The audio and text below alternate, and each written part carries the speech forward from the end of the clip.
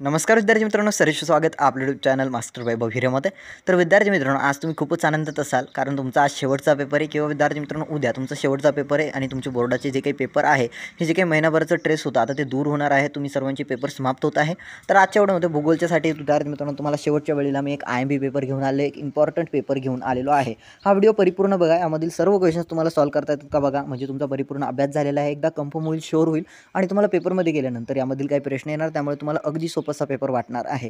Okay विद्यार्थी मित्रांनो, आता तुमचे पेपर संपणार आहे तर तुम्ही ठरवलेलं असेल पुढे काय करायचं. आपल्याकडे 2 ते 2.5 महिना आहे. अनेक विद्यार्थ्यांनी ठरवलेलं आहे की आता स्वतःला एक्सप्लोर करायचं, डिजिटल स्किल्स वगैरे शिकायच्या, आमचा मिनी कोर्स जॉईन करायचा.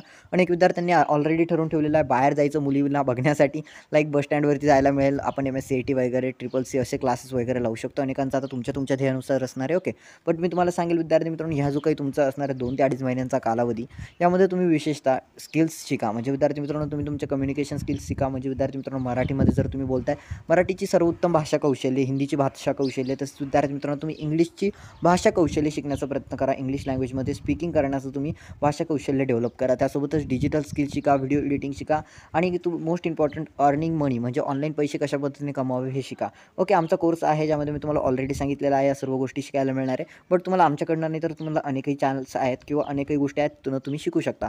ओके, चला या व्हिडिओला स्टार्ट करूया. भूगोल तुम्ही बघू शकता, कृतीपत्रिका, सर्व क्वेश्चन्स फक्त एकदा चेक करा तुम्हाला येतात का काय सोडवता. कृती 1 मध्ये दिलेला आहे, दिलेल्या पर्यायांपैकी योग्य ते पर्याय निवडून विधाने पूर्ण करा, उत्तरपत्रिकेत पुन्हा लिहा. ज्यामध्ये पहिला आहे भारताची सर्वात दक्षिणेकडील टोक, टिंबटिंब नावाने ओळखले जाते. 4 पर्याय आहे. 1 मध्ये आहे लक्षद्वीप, दुसरा आहे कन्याकुमारी, तिसरा आहे इंदिरा पॉईंट आणि चौथा आहे पोर्ट ब्लेअर. जो काही योग्य पर्याय आहे तो निवडायचा आणि विधान पूर्ण करायचं आहे. तर याचं जे काही उत्तर आहे ते आहे इंदिरा पॉईंट. त्यानंतर दुसरा विद्यार्थी मित्रांनो, ब्राझीलच्या टिंबटिंब प्रतिरोध प्रकारचा पाऊस पडतो.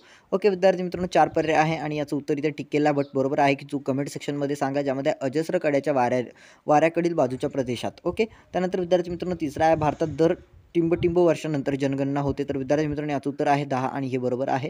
त्यानंतर चौथा विद्यार्थी मित्रांनो, ब्राझीलमधून मोठ्या प्रमाणावर टिंबटिंब निर्यात केली जाते. तर विद्यार्थी मित्रांनो याचं उत्तर आहे कॉफीची. सर्व उत्तर बरोबर आहेत. त्यानंतर कृती 2 मध्ये वेगळा घटक ओळखायचा आहे. तुम्हाला वेगळा घटक ओळखण्यासाठी दिला आहे, ज्यामध्ये भारताच्या दक्षिणेकडून उत्तरेकडे जाताना पुढील पठारे क्रमावर आढळतात. तर कोणती पठारे क्रमावर आढळतात ते तुम्हाला लिहायचं आहे. त्यानंतर हिमालयाच्या वनातील वृक्ष, तर कोणत्या विद्यार्थी मित्रांनो, पाईन, पिंपळ, देवदार. तर उत्तर आहे पाईन. त्यानंतर आहे ब्राझीलमधील ब्राझील पुढील राज्यात गियाना उच्चभूमी विस्तारलेली आढळते. तर विद्यार्थी मित्रांनो कोणत्या राज्यात ते लिहायचं आहे. त्यानंतर ब्राझीलमधील वनप्रकार लिहायचा आहे. मध्ये आहे काटेरी झुडपे वने, हिमालयीन वने, पानझडी वने. त्यानंतर कृती 3 मध्ये आहे खालील विधाने चुकी बरोबर चुकी बरोबर लिहायचं आहे. विधाने दुरुस्त करून लिहायचे, जी विधाने चुकीची आहेत ती दुरुस्त करून तुम्हाला लिहायचे. कोणती 4 लिहा. एक आहे छत्रबेटीचे नियोजन आवश्यक नसते. तर विद्यार्थी मित्रांनो हे चुकीचं आहे, कारण छत्रबेटीचे नियोजन हे आवश्यक असते. तर दुरुस्त करून लिहायचं आहे. त्यानंतर दुसरा आहे ब्राझील व ब्राझील व भारत या दोन्ही देशात एकाच वेळी समान ऋतू असतात, असू शकत नाही. ओके, तर हे देखील चुकीचं आहे, तुम्हाला दुरुस्त करून लिहायचं आहे. त्यानंतर विद्यार्थी मित्रांनो तिसरा आहे भारतापेक्षा ब्राझीलमध्ये साक्षरतेचे प्रमाण जास्त आहे. हे विद्यार्थी मित्रांनो बरोबर आहे. त्यानंतर चौथा आहे ब्राझीलच्या उतारावर विखुरलेल्या वस्त्या आढळतात. बरोबर. 5वा विद्यार्थी मित्रांनो, ब्राझीलमध्ये मोठ्या प्रमाणांवर खाऱ्या पाण्यातील मासेमारी विकसित झालेली आहे. बरोबर आहे. कृती 4 मध्ये आहे तुम्हाला पुरवलेला ब्राझीलचा नकाशा आराखड्यात पुढील घटक दाखवा, तसेच त्यांची नावे द्या व चिन्हांची सूची द्या. बघा विद्यार्थी मित्रांनो, तुम्हाला आता एक नकाशा पुरवला जाईल, त्यामध्ये तुम्हाला ही गोष्टी दाखवाव्या लागतील. सर्वप्रथम तुम्ही नकाशावरती, ब्राझीलच्या नकाशावरती या सर्व गोष्टींची एकदा प्रॅक्टिस करून ठेवा. ओके, म्हणजे सराव करून ठेवा. तुम्हाला दाखवता येतात का नकाशा नक्कीच विचारला जाईल.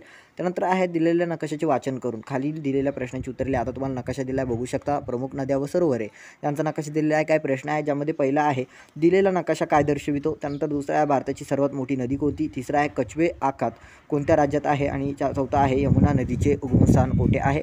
5वा आहे भारताच्या पूर्व किनाऱ्यावरील 2 सरोवरांची नावे लिहा. फक्त 2 सरोवरांची नावे लिहायची आहे. त्यानंतर कृती 5 मध्ये आहे पुढील विधानांची भौगोलिक कारणे लिहा. भौगोलिक कारणे लिहायची आहे, ज्यामध्ये पहिला आहे ब्राझीलमध्ये नियमित हिमवर्षाव होत नाही. त्यानंतर दुसरा आहे भारतामध्ये नागरीकरण वाढत आहे. तिसरा आहे भारत व ब्राझील या दोन्ही देशांमध्ये मिश्र अर्थव्यवस्था आहे. चौथा आहे हिमालयाच्या उंच भागात वनस्पतींची संख्या विरळ आहे. कृती 6 मध्ये आहे आकृती काढा, ज्यामध्ये कोणते एक सोडायचा. ब्राझील भूरचना, प्रमुख वनस्पती व प्राणी दर्शवणारी आकृती. त्यानंतर दुसरा आहे ब्राझीलच्या प्राकृतिक रचनेचा छेद रेषा, वार्षिक सरासरी पर्जन्यासह किंवा विद्यार्थी मित्रांनो दिलेल्या आलेखाचे वाचन करून दिलेल्या प्रश्नांची उत्तरे लिहा. आलेख विद्यार्थी मित्रांनो दिला आहे त्याचं वाचन करा आणि खालील जे काही प्रश्न आहेत त्याची तुम्हाला उत्तर द्यायची आहेत. जसं की पहिला प्रश्न आहे 1995 साली कोणत्या देशामध्ये अधिक पर्यटन आले? 2000 साली कोणत्या देशामध्ये अधिक परदेशी पर्यटक आले?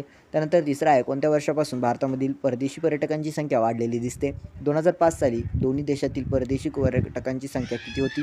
त्यानंतर विद्यार्थी मित्रांनो 5 मध्ये आहे कोणत्या कालावधीत ब्राझीलमधील परदेशी पर्यटकांची संख्या कमी झाल्याचे आढळते? 6 आहे कोणत्या देशातील परदेशी पर्यटकांच्या संख्येतील वाढीचा दर अधिक असल्याचे दिसते? कृती 6 आहे खालील प्रश्नांची सविस्तर उत्तरे लिहा, ज्यामध्ये कोणती 2 आहे? 1 मध्ये आहे क्षेत्रभेटीची आवश्यकता स्पष्ट करा. दुसरा आहे ब्राझीलमधील अवर्षण चतुष्कोन याविषयी माहिती लिहा. त्यानंतर तिसरा आहे लोकसंख्येचे लिंग वय रचनेच्या आधारे ब्राझील व भारत या देशांच्या लोकसंख्येची तुलना करा. आणि चौथा आहे भारतातील मासेमारी व्यवसायाची माहिती लिहा.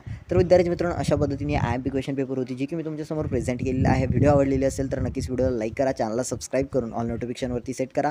तुम्हा सर्वांना या शेवटच्या भूगोलच्या पेपरसाठी ऑल द बेस्ट म्हणतो आणि तुमच्या पुढील वाटचालीस देखील तुम्हा सर्वांना माझ्याकडनं माझ्या पूर्ण टीमकडनं विद्यार्थी मित्रांनो हार्दिक शुभेच्छा. तुमच्या लाईफमध्ये तुम्ही जेही काही निर्णय घेता नक्की तुम्ही स्वतःवरती सहमत राहा, म्हणजे स्वतःवरती विश्वास ठेवा, आत्मविश्वास ठेवा आणि देणंच तुम्ही निर्णय घ्या. पुढे जाऊन सायन्स घ्यायचं, आर्ट घ्यायचं, काय करायचं तुमच्या भविष्यात हे तुम्ही आत्ताच्या 2 ते 2.5 महिन्यांमध्ये शिकून घ्या किंवा विद्यार्थी मित्रांनो ठरवून घ्या.